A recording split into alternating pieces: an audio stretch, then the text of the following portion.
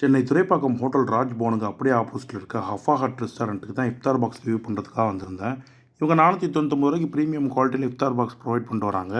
பாக்ஸுக்குள்ளே என்னென்ன இருக்குது, இது ஒர்த்தா இல்லையான்னு சொல்லி வீடியோட எண்டில் சொல்கிறேன். ஃபர்ஸ்ட் நம்ம அன்பாக்ஸ் பண்ணுவோம். டிஷ்யூ பேப்பர் ஸ்பூனு, 2 கிமியா டேட்ஸு, ஒரு சின்ன வாட்டர் பாட்டிலு, ஒரு மட்டன் ஹலீமு. மட்டன் ஹலீம்னா தூக்கி சாப்பிட்ருச்சு, அந்த அளவுக்கு இருந்துச்சு டேஸ்ட்டு.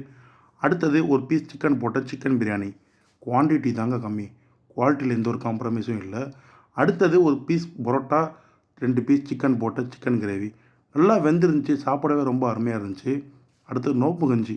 2 பேர் குடிக்கலாம் நோம்பு கஞ்சி. இஃப்தார் பாக்ஸில் நோம்பு கஞ்சி பார்க்குறதே ஆச்சரியமாக இருக்குது. அப்புறம் 2 சிக்கன் சமோசா நல்லா ஸ்டஃப் பண்ணி கொடுத்துருந்தாங்க. 2 சிக்கன் ஸ்ப்ரிங் ரோலு, இதுவும் நல்லா ஸ்டஃப் பண்ணி நல்லா க்ரன்ச்சியாக கொடுத்துருந்தாங்க. ரொம்ப நல்லா இருந்துச்சு. அடுத்தது ஒரு கிரில் சிக்கனு. 2 பீஸ் கொடுத்துருந்தா நல்லா இருந்திருக்கும்.